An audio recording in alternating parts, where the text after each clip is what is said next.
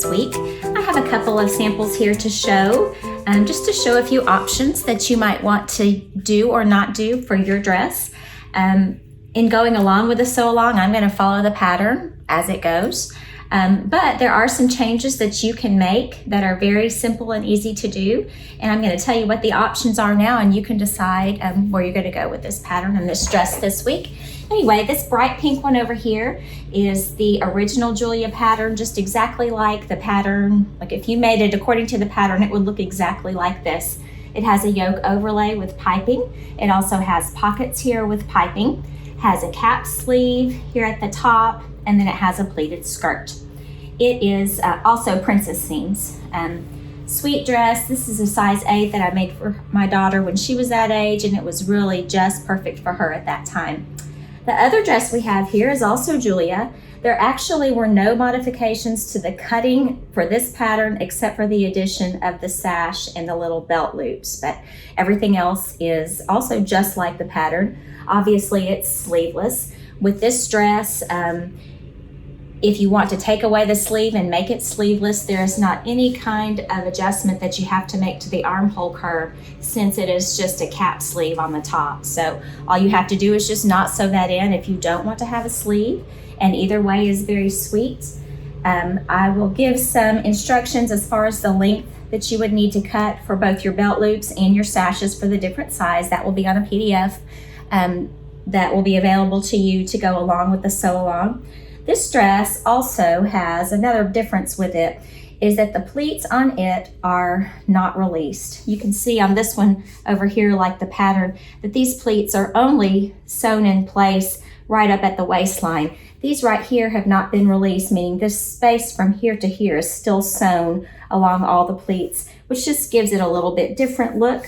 Both are very nice. Also, you may notice that this one doesn't have pockets, which is just another option that you can do. The one that I'm making today along with you on the sew along is going to be mostly like this, except I'm going to add pockets. So it will be sleeveless. It will have the yoke overlay, pockets, the sash, and the belt loops. It's also possible, if you don't want to have a sash exactly like this, that you could use ribbon if you want. Some people might not like the belt loops. You can leave those off and make, a dress more like this. All kinds of options with this. It is fully lined, so we'll do that for both of these. Just another thing to mention is you may have pre-purchased piping like this up here, or you may need to make your own. That's what this one is, and that's the way I'm going to make the one that I'm going to do today with the sew along. Anyway, we will get started in just a few minutes with the cutting, and I will be back with you. So you just have a few decisions to make to begin with which way you're going to go with which look, but I will pause and talk through everything along the way for whichever option that you want to do. So it should be fun. We'll get going very soon. Okay, let's get started cutting things out. I've already got mine cut out, and I'm going to talk through everything that I have here. I'm going to make the version that has the sash and the belt loop, so I have cut out some extra pieces. Everything else should be included in your pattern that you would need, but in addition, you're going to need to cut these pieces. Now, there's going to be a chart that's a PDF that will tell you exactly the lengths that you need to make your sash. They are going to be 3 inches wide by anywhere from 52 to 70 inches long. There is enough fabric in your pattern, on your pattern allowance, to go on and cut these from that. You shouldn't have to have any extra fabric, but you do need to plan ahead where you're going to put it. What I always suggest is go ahead and lay everything out before you cut anything out. This being such a long strip, it can be cut from the selvage edge or it can be cut from the cut edge. It doesn't really matter which direction it goes, except that if it's a stripe, you may want to pay attention, or if it's directional fabric and you really care which direction it is, you may want to think about that. I know on the seersucker one I wanted the stripes to be along the length of the fabric, so I had to cut it a certain way to make sure that that was what I had. Now, with these lengths being 52 to 70 inches long, often you may have to piece that and use 2 pieces of fabric to get a long lengths. And that's okay, because it's going to be right there at the center back that you would have that seam anyway. So that's not usually a problem. So you need your long strip of fabric, and then everything else should fit in place as well. I am not putting sleeves on the dress that I'm making, so I am going to show you the sleeve pattern piece. You can do sleeves along with us if you would like to, and I'll talk about that at the time, but I'm not actually going to do that on my dress. But if you do sleeves, be sure that when you cut it out and you mark your pattern piece, that you know which is the back and which is the front. Also, if you're going to make piping, if you're going to do a self-piping from this, you'll need to make sure that you leave some space for your bias strips for your piping. That's what I'm going to do. The other ones I've made, or the pink one, the bright pink one I made, I just used purchase piping, and that's fine too. I've got my yoke pieces cut out. I'm going to interface these to give them just a little bit more body. It's also an option to interface your bodice pieces. I'm not going to do that because this has a pretty good body, this fabric does. It's not super duper soft or flimsy, so it's going to be okay without interfacing. Pockets, let's talk about that. I am going to do pockets on this dress, so I've got my 2 pocket pieces cut out, but I also need to use the pocket template to cut the curve in my skirt. So this is my front skirt pattern. I'm going to take the tissue down, and you can see that I've cut the curve out. I've used this tiny little template piece to lay on top of my fabric, which used to be right here. And I just cut along there and cut the curve out. This is just like you would do on the Robert pattern. If you've ever made those pants or shorts with pockets, they've got a template that you cut out. So and then you can just discard this little piece, but you've got that ready for your pockets for later.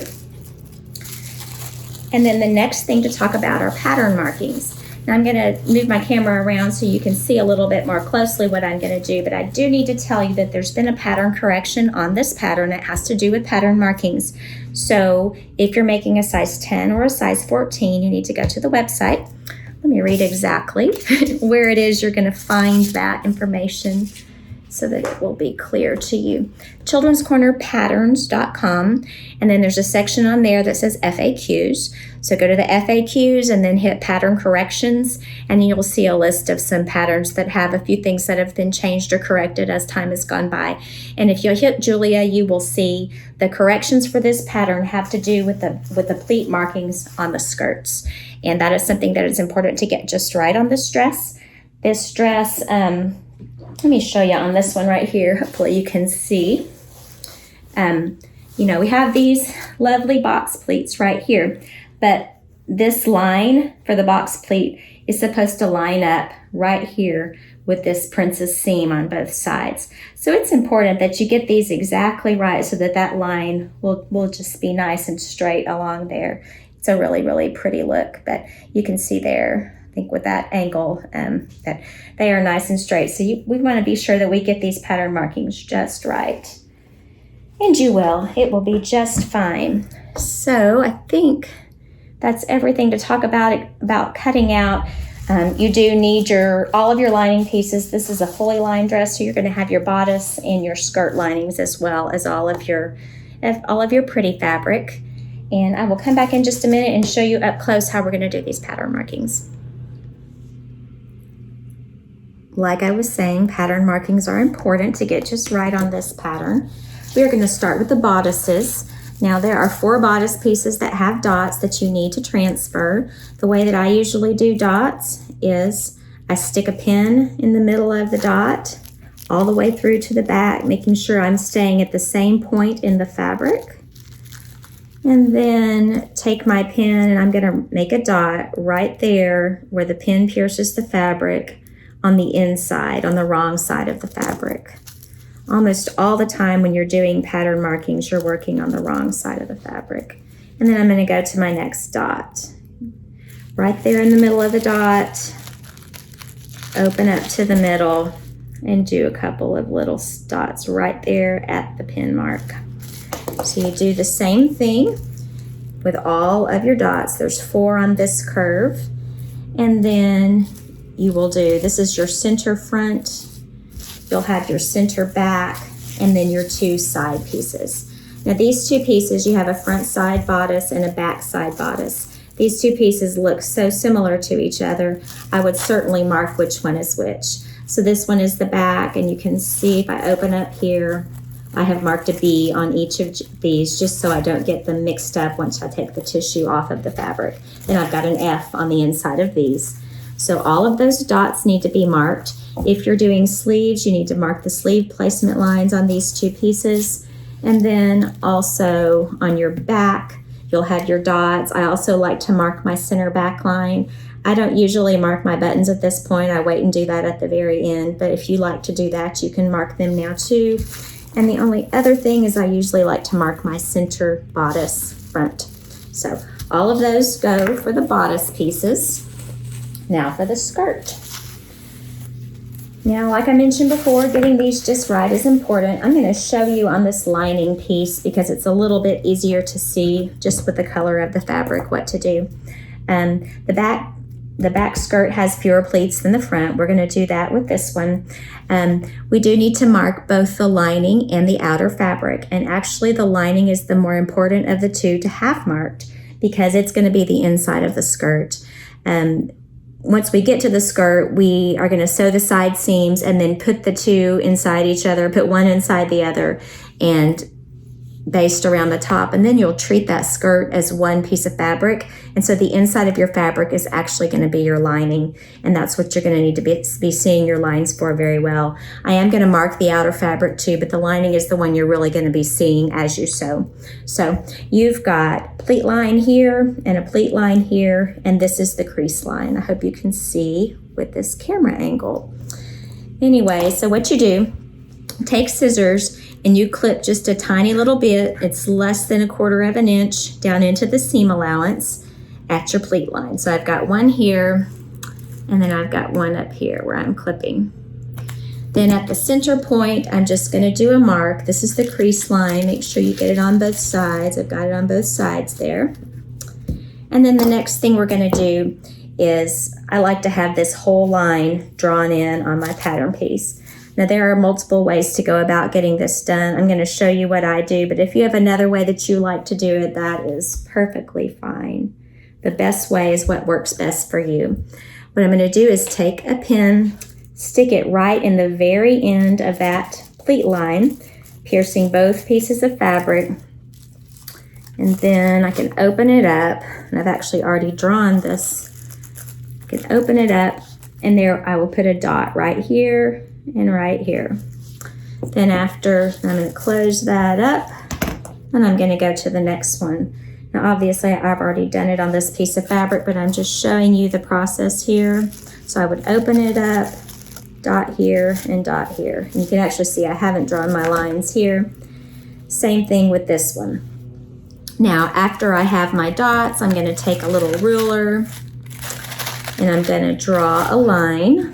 Get the inside opened up here.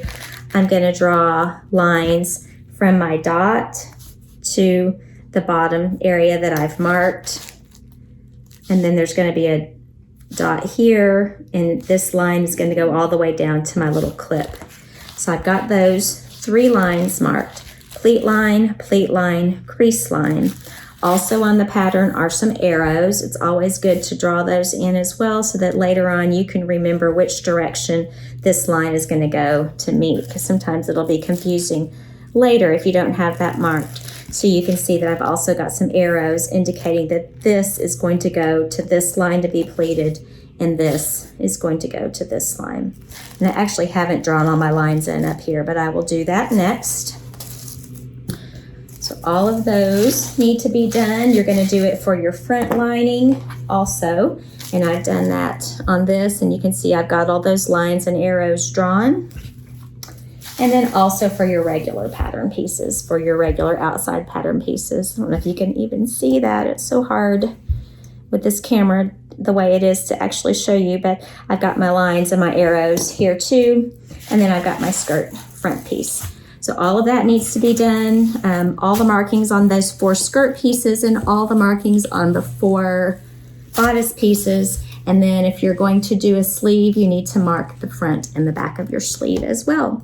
So once you get everything cut out and marked, come back and we will get started with the stitching.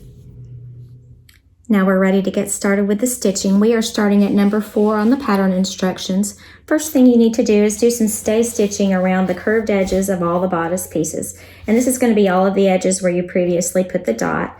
And the stitching is going to be right inside the 1/4 inch seam allowance. So I've already done that on this piece, all the way around this curve.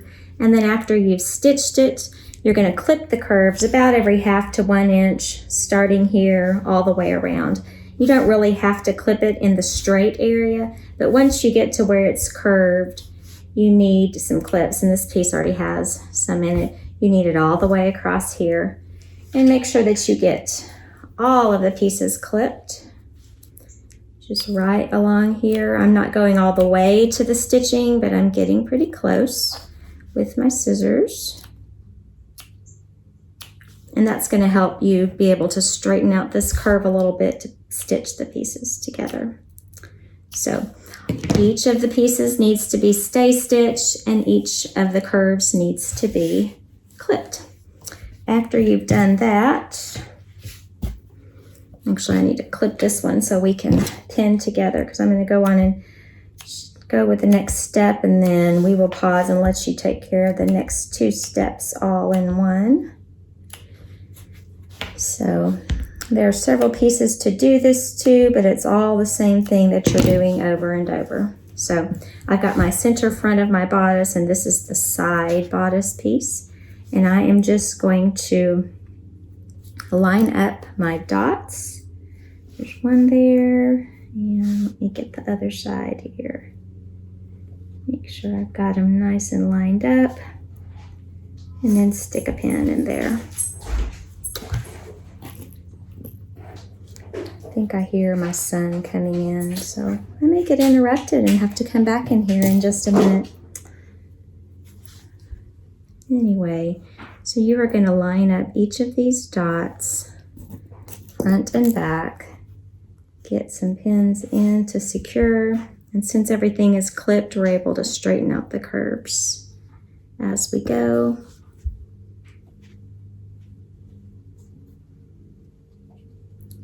Now this tip on the side bodice is going to extend just a little bit past the edge here. That's just the way it works with these corners. That will be clipped off later on. So to get that all pinned together, now we can stitch all the way along this entire length, and that will have everything stitched together. So all of the pieces need to be stay stitched and clipped, and then everything needs to be pinned together and stitched with your 1/4 inch seam allowance. After you've stitched, everything needs to be pressed open. Once you've completed all that, come back and we will move on. So we have finished step 5, and we're ready to move on to step 6. You can see that I have the front and side bodice pieces stitched together with everything pressed open. And I did the same thing on the backs. Now the next thing we need to do for the next step is to stitch our shoulders together. So I'm going to just line these up here. Let me turn it around here. Line up the shoulder seams and pin them in place. And so we're going to do this for the right shoulder and the left shoulder of our outside fabric. So I've got some pins here. Next, I'm going to I would pin this together to get this side of the back, this shoulder pinned together.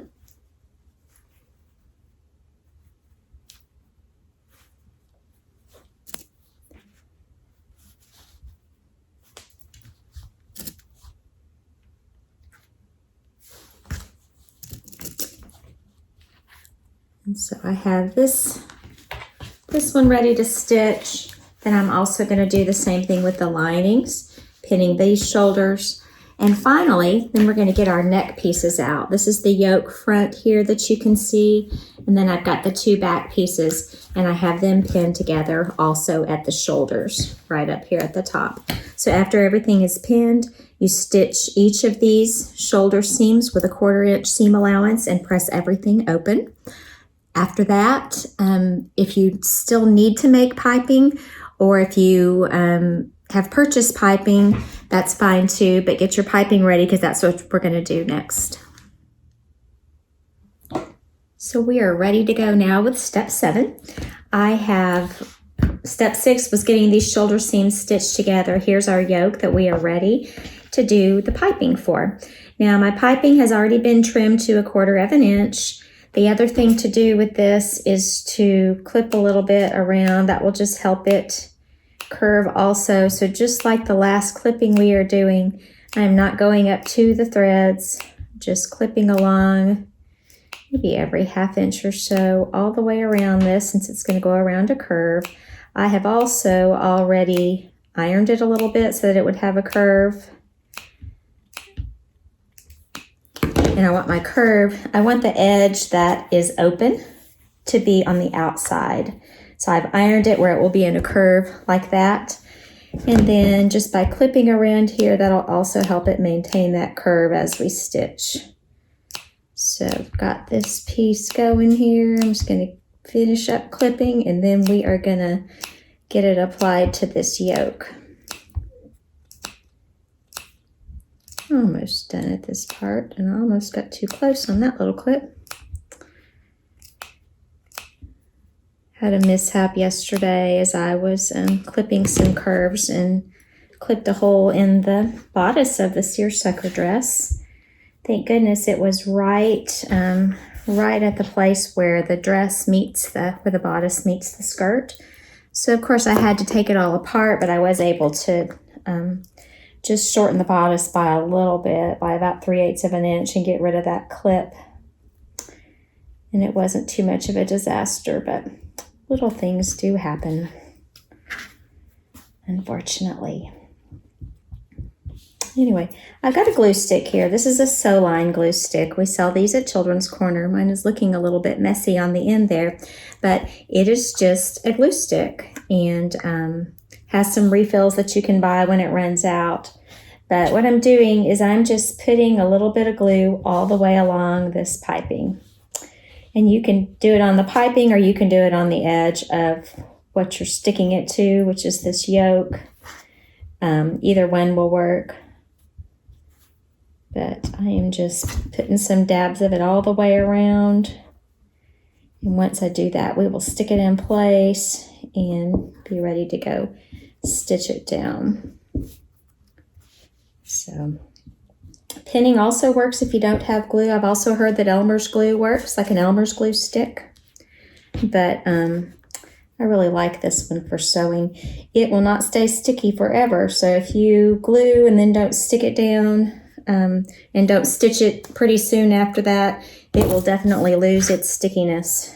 But so once you start gluing, you have to pretty much get to stitching pretty soon.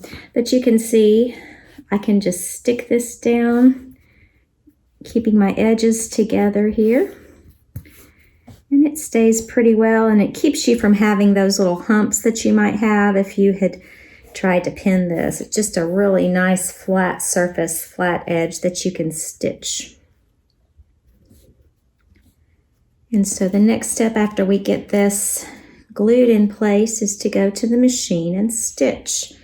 Now when I stitch piping, I always use a foot, a presser foot, a pin tuck foot actually. On my Bernina, let me grab it. Get this opened up here. Well, it's missing. Has that ever happened to you? Here it is. This is my number 31 foot. I'm going to use that to sew it in place because it has a really perfect size groove in it for my piping to sit in. So, I cut that close, but it worked. Okay, so everything is stuck down very nicely as far as the piping all the way around the edge. And now I'm going to go to my sewing machine and I'm going to stitch right along the piping stitching line here. And it's going to, my presser foot is just going to go right on top. This little groove right here is just going to be that second groove over. That's where my piping is going to lay. I'm going to move my needle over to where it is right there, not in the middle, but right over there along this line where the stitching is in place, and stitch away. I'm going to move my machine, my camera over to the machine to show what that looks like. Okay, you can see here that I have my yoke with my piping that's glued in place under the presser foot. This is my number 31 foot, which is a pin tuck foot. I know that other brands of machines also have the same type foot that is used in heirloom sewing all the time. Anyway, so I've got the piping positioned right here in this second groove of the presser foot. Then I'm going to take my needle position and move it over to where it's right in line with, it's going to be in line with this stitching here and also with this edge right there. And then when I begin to stitch, see if I can do all this with my hands in this funny position up here. All right. I didn't hold my thread out of the way, did I? Anyway, this is so hard to do with a camera right here in front of me. But anyway, we can just go around here and you will see that it is just stitching right along that line, and my piping is staying in that groove, and it's going to put it right in the perfect position. So I'm going to go all the way around, getting this piping in place. Then after I've stitched all the way around, I'm going to, well, I'm just going to go in and stitch it all the way around. I'll just go with it here since this is not that big of a piece.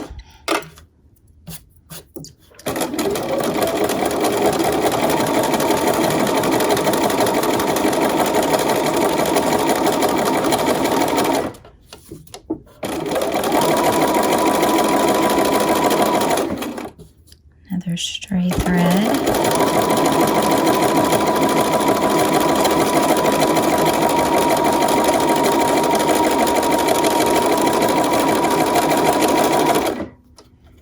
Okay. So now that is all stitched in place, and the next thing I can do is go to the sewing machine. Look, I have glue on my finger. Next thing I can do is go to my ironing board, and I'm going to iron this edge down just like this in the back so that everything is nice and flat like this. So I'm going to have you go ahead and stitch your piping to your yoke, and then take it and press it at your sewing machine, and then we will go to the next step. So we've just completed step 7 with getting the piping onto the yoke, and I have pressed it to the back. Looks really nice. For as haphazard as it was with me sewing with that camera in front of me, it turned out pretty nice. So the next thing we're going to do is we are going to stitch the yoke to the bodice. And you line it all up, matching your shoulder seams. And we'll get a pin in there. And then your backs will both also line up here.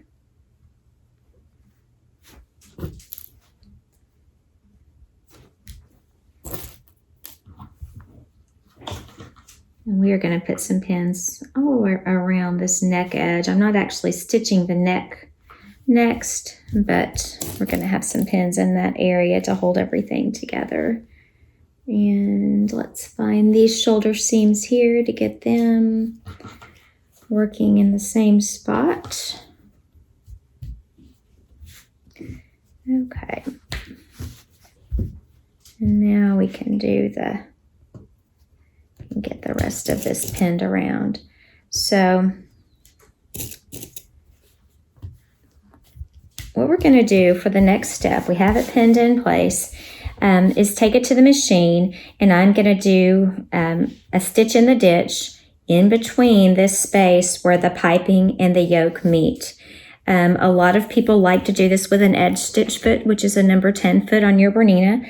And I've done that before. I like that. I also like just using an open toe foot. It could be a 37 foot, which is your 1/4 inch foot. It could be, there's several different open toe feet, but kind of just depends on how you like to view it and how you like to see your needle I'm going to do it with the edge stitch foot, or actually I'm going to do it with an open toe foot so that I can see that my needle is piercing right there in the space between the two pieces rather than going on the top or the bottom. And this can be a little bit tricky, and it just takes a little bit of time to kind of practice and make sure you're not letting those stitches get actually on the top of the yoke, and it may not end up being perfect.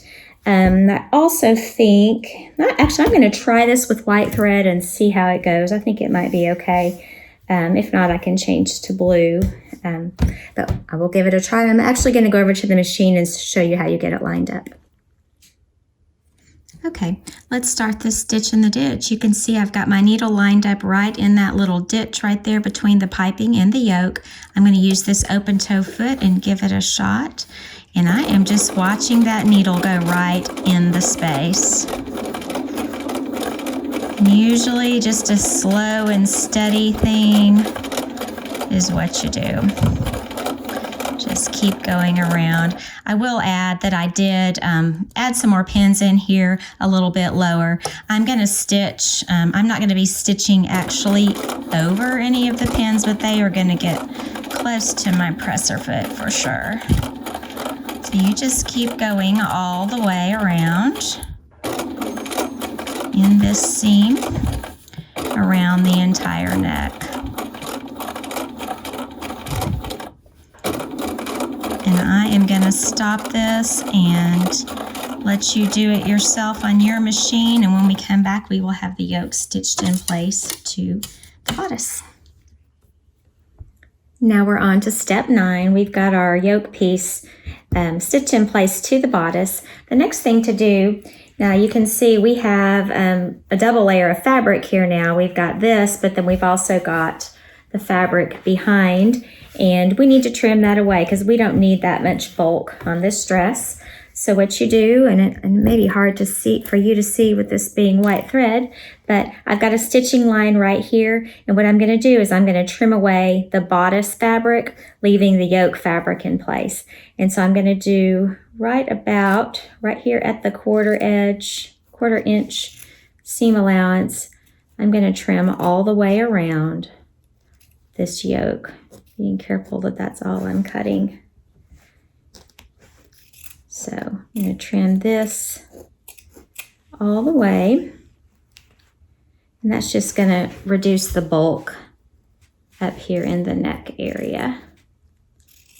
And we don't have to do anything about finishing this seam because it is all going to be hidden inside the lining once we get that. Just making sure I'm not clipping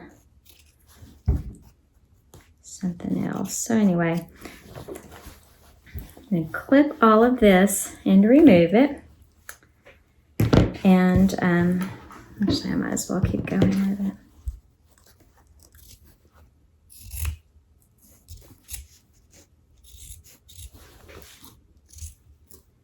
These little scissors are so sharp.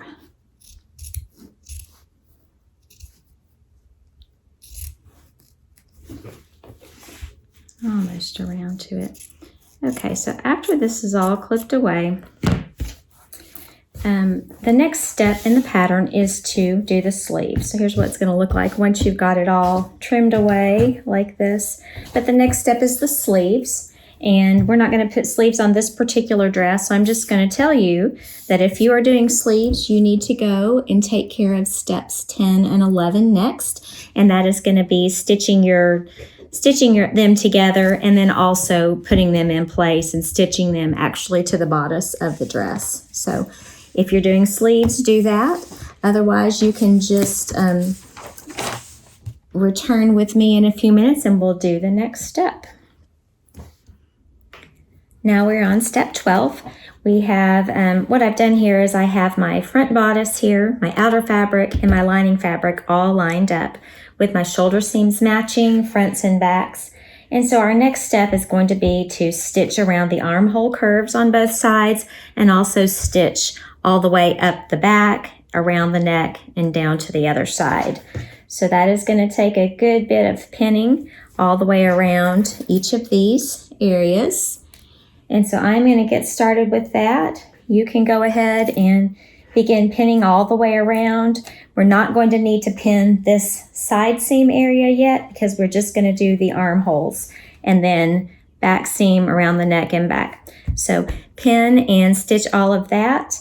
After you've done that, you can trim your seams a little bit and clip all of the curves, and we'll be ready to turn everything around to the for the right side to the outside.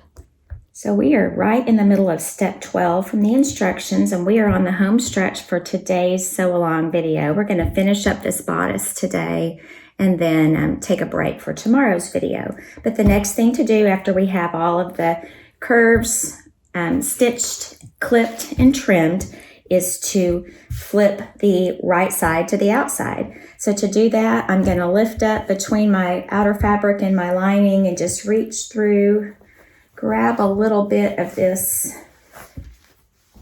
back side and pull it through. Now, if you had sewn sleeves in place, you are turning those out right now too, and they would be right in this section right here. There'll be a little bit more bulk to get pulled through this area, but you should be able to do that just fine. So get both sides done here. I'll do this other one. Just gonna reach through this little opening in the shoulder and pull everything through. So the next thing is to give this bodice a good pressing. And I'm gonna lay it out flat here so we can see what it's going to look like. It's gonna be really pretty.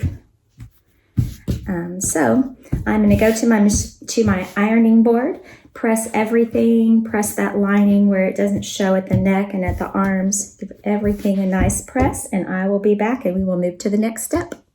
Moving on to step 13 in the pattern, I have everything pressed nicely and it looks so pretty. I don't know if you can tell, I haven't mentioned this fabric. It is a gorgeous Riley Blake Liberty print. We had several that came in at Children's Corner in the past month or so.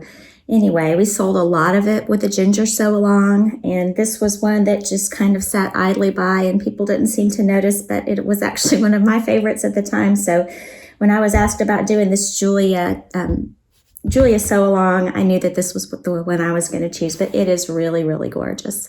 Doesn't feel like Liberty, but looks beautiful and it handles really well. Very nice to sew with, but there's also a pink version of this, but it is really, really so pretty. Anyway, next step is to sew our side seams. So I've got these two areas here that need to be stitched together. So I'm going to fold that and get the right sides together of my outer fabric and start putting some pins in. Let's get this lining out of the way. So I don't like that pin. Let's see, we will just go around this seam or this raw edge to make a seam here shortly.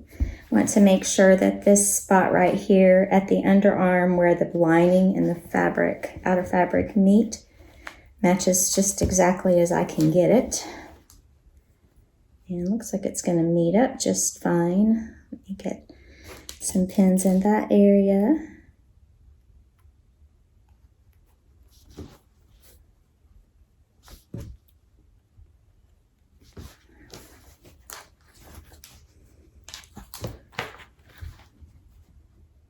So we are going to sew this side, all in one piece, and it's going to take care of getting the lining and the outer fabric on this one side seam all in one little stretch of stitching here.